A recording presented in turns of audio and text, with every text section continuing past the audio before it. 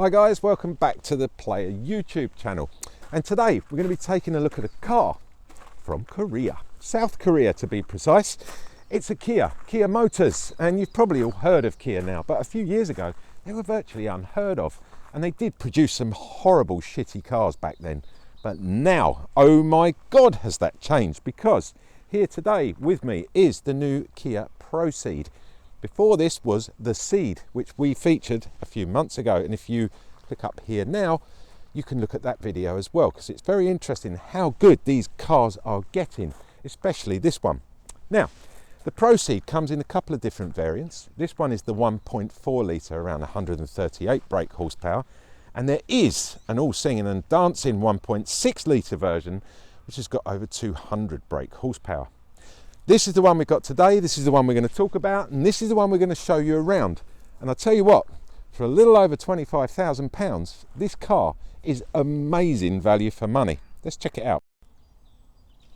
You've got to hand it to Kia, because, in my opinion, humble opinion, I reckon Kia send out these undercover car people to buy cars from Europe, take them back, rip them to bits, and build the perfect car out of all the bits and pieces. Let me show you what I mean. From the front, they pay tribute to the Ford Focus. From the side, they pay tribute to the BMW 5 Series Touring. From the rear, they pay tribute to the Porsche Panamera. Right, let's check inside the back of this car and see what you get extra to the Ceed, because this basically is a big long stretched out Kia Ceed. Let's check it out. It's got a assisted tail lift, electronically assisted tail lift, and the first thing you notice is, well, we've got our famous friend the Parcel Shelf, but nice and easy, all works beautifully. The first thing is there's a distinct drop straight off the edge here, and this is very plasticky, so I'm not going to go on and moan about that, but someone needs to start sorting these bits out. Let's check out how to get rid of our parcel shelf, which in most cases I find distinctly annoying, whereas with Kia I find them distinctly innovative, because as I'm telling you all about this, look how lovely and easy that is. It just pops in there, it's beautiful, and still gives you all the space underneath there to keep bits and pieces. Lovely, absolutely genius that was. You've got a luggage compartmentalizer, which is what I call them. So you've got a thing on here that clips and it can moves very easily and comes out very easily as well. I'm just going to put it out the way for the moment so you guys can see in here. When you have the seats up as they are at the moment, you have nearly 600 litres of boot space, which is massive. You do get underneath here a pannier in which you can store loads and loads of bits and pieces, which is great. And then underneath there you can lift this whole thing out like that, and that is exactly where your spare wheel is. It's a space saver obviously, but I mean, looking at it, you could probably get a full-size 18-inch rim in there if you had to, but the space saver's handy anyway. It's very, very handy place to put it. It's not a puncture repair kit, which is great. It's a proper wheel. So let's put this back in. Everything's very light and very easy to maneuver. You've got another little pocket over this side for keeping bits and pieces. We have shopping bag holders, one each side, and in order to put the seats down, again very easy, just pull the lever and there we go. So it's on this one it's actually a 40-40-20 split, and I quite like that, because that means the middle section can be used for putting extra long bits like your skis, or if you go down to the DIY shop and you want to bring some wood back or whatever, perfect for that. But look at the size of that. That is 1600 litres of space. What more do you want? The only thing that's missing in the back here, and there's always something, no one ever gets it 100% right, there's no 12-volt adapter, which would have just been the icing on the cake, the cherry, the pinnacle, because then you just couldn't have even faulted this. But so far the Proceed really is a spectacular car in the back here. Let's check out in the back what the passengers can expect from the Kia Proceed. Well, straight away you'll notice getting in and out is an absolute piece of cake. And to be honest, look at that for legroom, it's massive. Loads of headroom as well. Mind you, if you're over 6 foot, which means you're probably slightly abnormal in my opinion, it's only because I'm short man syndrome, you might hit your head on here because it is rather tight. It does slope back, but you can get quite low down in these seats and they are extremely comfortable. They're sort of faux suede and faux leather in the back here, but it does look nice. They've managed to tuck away all the seat belts in there as well, which is great because I find that really annoying when you're trying to jump across and tell you guys how much space there is in here. And they've put these away, which is everything's sort of neatly put in its own place. You've got isofix points either side, which is perfect. In the centre you get a nice armrest with a double cup holder. This is where it gets good, and it took me a couple of seconds to find it. Do you remember at the beginning I told you, well not at the beginning, when we were around at the back, I said it's done in a 40-40-20 split. Well, check this out, because if you pull that down and then put your hand in there, there's a lever, put that back up, and now, as you can see, well, it's another massive great armrest if you want it, but where this is ideal is if you've got to bring something in here that's rather long, it just works perfectly. It's a lovely touch, Kia, really nice touch, I like that. I just like the way it all fits together as well. It's almost like a big sort of kit that they've put together. Letdown job, here we go, just one little letdown. So we do have the heating controls here at the back, but there are no individual settings on it, so you're totally reliant on the front, either the passenger or the driver, to set the heating in the back again, but you can turn it off, which is good. There's no 12-volt adapter and there's no USB adapter in the back here. That's a major faux pas in my opinion, because if you are buying a car like this, it's inevitable you're either going to have passengers in here or kids, because if you just buy a big car for that reason, and if you've got nowhere on a long journey to charge your appliances, unfortunately that's not good. One thing there is good on the door here, we'll b-roll that for you in a second, just on the side here, heated rear seats. I mean, how often do you get that in a car?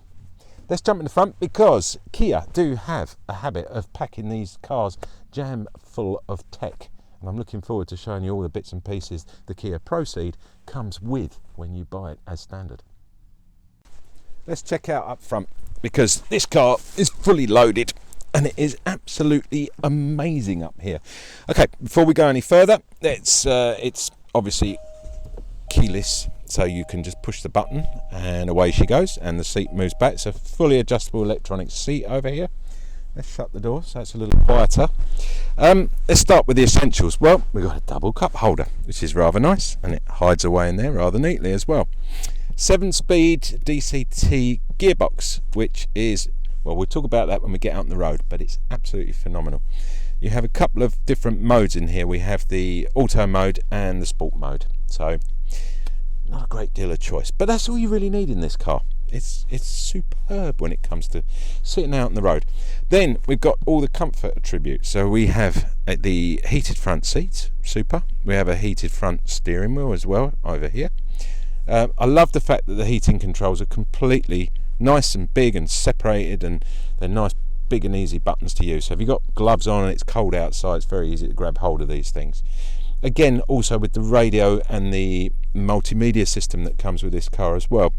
Sounds over here where you'd expect, and search up and down is, you know, it's just where it should be. That's the only way I can describe it. It's where they put bits where they should be.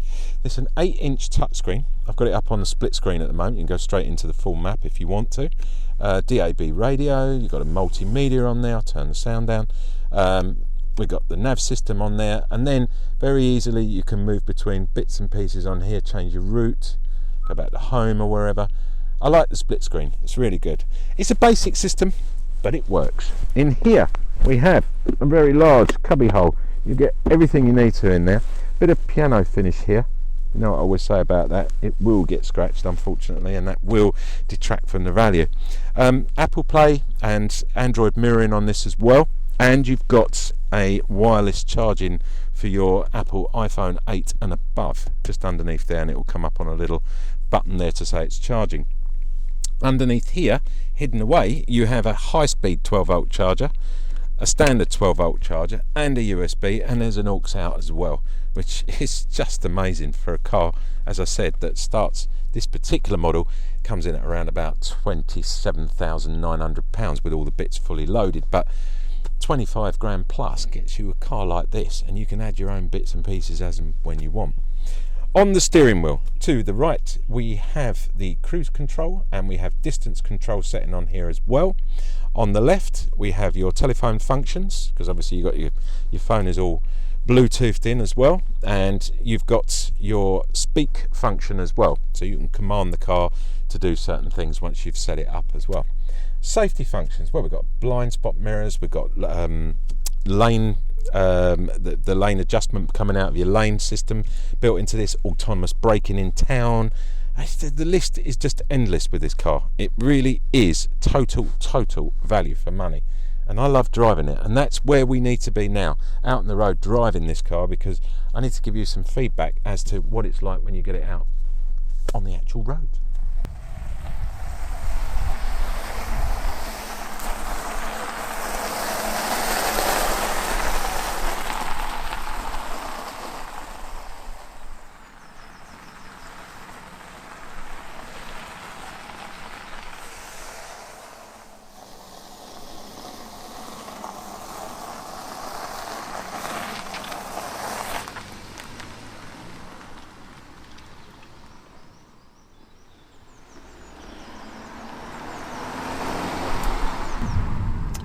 Out on the road in the Kia Proceed, well, the first thing you'll notice is exactly how quiet it is, and also you'd think on a 1.4 engine it would be slightly underpowered because of the body weight, but far from it. I mean, in the sport mode this is quite a rapid little beast, to be honest with you, and it never fails to deliver. It's got a 0 to 60 of about 9 seconds and a top speed of around 127 miles an hour, but you're not buying this car for that reason. This is more of a family car. It's more of a car that you're going to use for taking the dogs out for the day or so. You know, it's a family estate car. But at the same time, the luxurious content of this car really says it all, and the value for money is beyond belief. Mileage wise on the economy, well, we're getting around 46.2 to the gallon currently. I know Kia are saying anything between 44 and 51 to the gallon. I'm sure over a long drive this would easily hit over 50 miles to the gallon, and it just takes everything in its stride.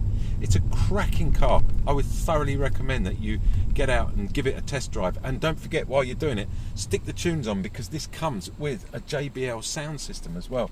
Again, these are all things that are normally sort of well up there in the price bracket, and you're normally paying a lot extra for, whereas with this car you're actually getting that as part of that price. So the car, as I said, starts from around 25,000 plus. This one in particular is 27,000. It's just got everything on it. I really love the car. You've been watching me, AJ the Player, on YouTube, and if you like what you see, then I'd really appreciate a thumbs up and a comment if you fancy it. And don't forget, if you want to see any more cars, we've got hundreds, literally hundreds of cars that we review.